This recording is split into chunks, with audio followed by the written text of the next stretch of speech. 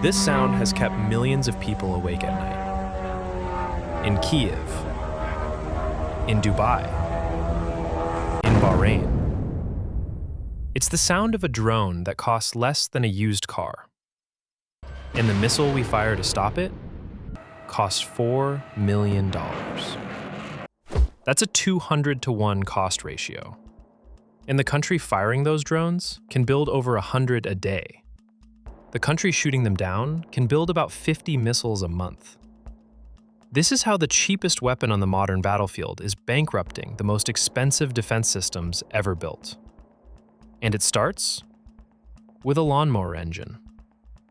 To understand why this math is breaking modern warfare, we need three things: the engineering that makes this drone absurdly cheap, the economics that makes stopping it absurdly expensive, and the arms race that's already rewriting how every military on Earth thinks about war. The Shahed 136 runs on a Mado MD550, a 4-cylinder, 2-stroke, air-cooled engine putting out 50 horsepower. It's a copy of a Limbach L550E, a German engine designed in the 80s. Not for military aircraft, for hobby planes, recreational ultralights. That gives it a top speed of about 185 kilometers an hour, slower than most cars on a highway. And it sounds like a moped. Ukrainians literally call them flying mopeds. The body is fiberglass and foam. Delta wings, 200 kilos total, including a 50-kilo warhead. It launches off a rail on the back of any commercial truck, 5 at a time, boosted by a small rocket that falls away after takeoff. A Ukrainian report to the G7 found the components come from at least 6 countries: Turkey, India, Kazakhstan, Uzbekistan, Vietnam, Costa Rica. All off the shelf, all commercial. Navigation is pre-programmed GPS. No camera, no operator, no data link. You punch in coordinates and launch.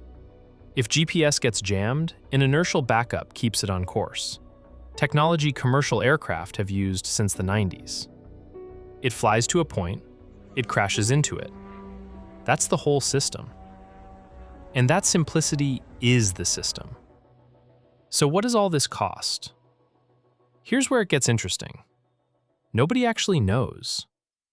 Western analysts say $20,000 to $50,000. But leaked documents show Russia paid $193,000 per unit when it first bought assembly kits from Iran in 2022. As production moved to Russia, that dropped to around $70,000. And the American reverse-engineered copy? $35,000. But here's what actually matters. Even at the highest credible number, $70,000, the ratio against a $4 million Patriot interceptor is still 57 to 1. The asymmetry holds at every single price point. So that's the weapon: foam, fiberglass, a copied engine, and GPS. The exact price depends on who's building it and when. But here's what everyone agrees on: what it costs to stop one. A Patriot PAC-3 interceptor, $4 million. THAAD, $12 to $15 million. Even a NASAMS runs about $1 million per shot. A Stimson Center analyst calculated that for every dollar spent on a Shahed, defenders spend $20 to $28 shooting it down. Now, Iron Dome's Tamir interceptor gets close to cost parity, roughly $50,000 to $100,000 per shot. But its range limits it to point defense. You can protect a base, you can't protect a country. But cost per shot is only half the problem. The other half is production speed. Lockheed Martin produced roughly 600 PAC-3 interceptors in all of 2025. 600. For the entire year. Meanwhile, based on the most recent open-source analysis, Russia's Alabuga facility is producing 80 to 120 Shahed-type strike drones per day. Per day. Russia went from around 200 drone launches per week in late 2024 to over 1,000 per week by early 2025. And that's not counting Iranian production, estimated at 200 to 500 per month. And here's the part that keeps generals awake at night. Every Patriot fired at a Shahed is a Patriot that can't be fired at a ballistic missile. You're not just spending money, you're spending your entire defensive capacity. In the opening days of the current conflict, the UAE alone reported being targeted by 174 ballistic missiles, 8 cruise missiles, and 689 drones. An analysis cited by Bloomberg suggested Qatar's Patriot stockpile could last about 4 days at that rate. Qatar denied it, but the math speaks for itself. According to the European Policy Center, 2AN/TPY2 radars were reportedly damaged by drones, costing roughly $30,000 each.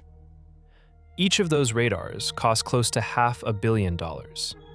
Some estimates, including support packages, put it closer to $1 billion. That's a cost ratio of more than 16,000 to 1. At the higher estimate, it's 30,000 to 1. But the cost isn't even the real problem. The AN/TPY-2 is the eyes of the THAAD missile defense system. Without that radar, the interceptors are blind.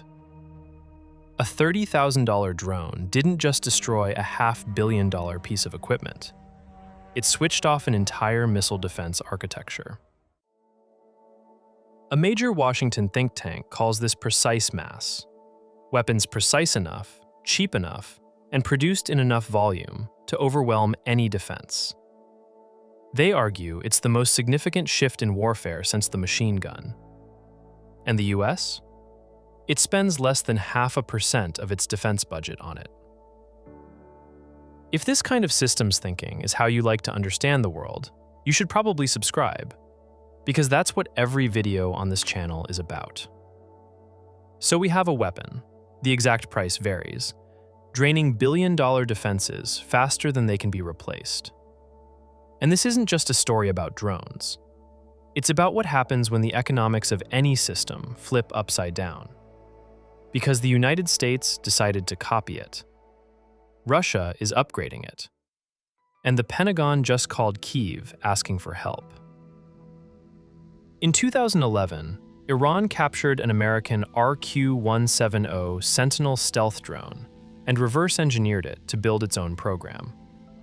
15 years later, the US captured a Shahed 136, reverse-engineered it, and built the Lucas, $35,000, made by a small Arizona company called Spectre Works.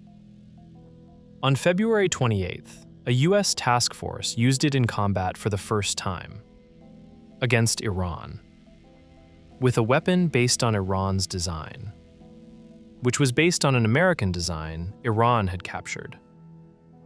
But Lucas adds something the Shahed doesn't: networking. The drones can reportedly coordinate mid-flight, reassign targets, adapt to where defenses are weakest. A Shahed swarm relies on numbers. A Lucas swarm adapts. Russia isn't sitting still either. 3 fronts. Speed. The Jiran 5, first deployed January 2026, a Chinese-made turbojet replaces the piston engine, up to 600 kilometers an hour, more than triple the original. 90-kilo warhead. Ukrainian intelligence reports it can be air-launched from fighter jets. Stealth.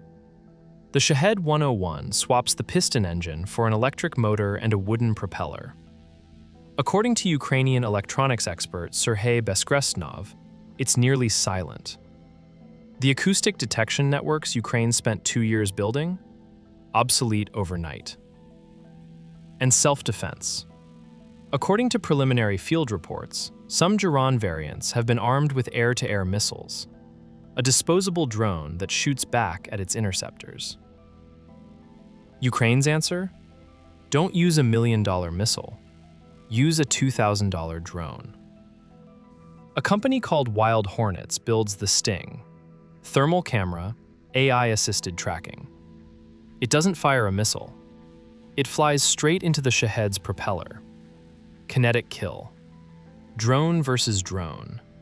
$2,000 versus $50,000 to $70,000.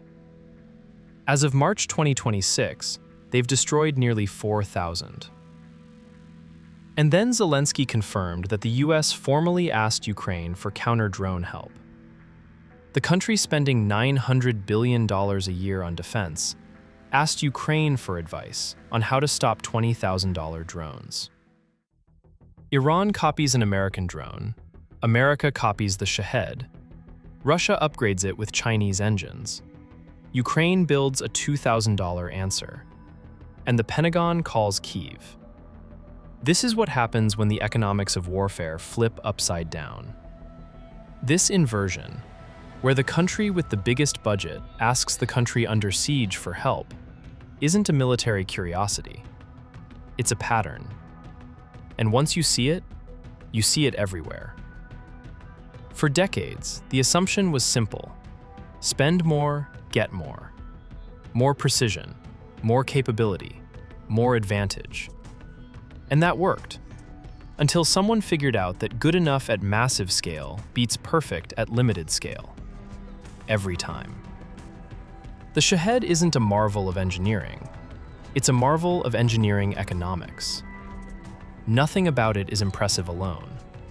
But produced at industrial scale, each one forcing your enemy to spend 50 to 200 times more to stop it, that's not a weapon.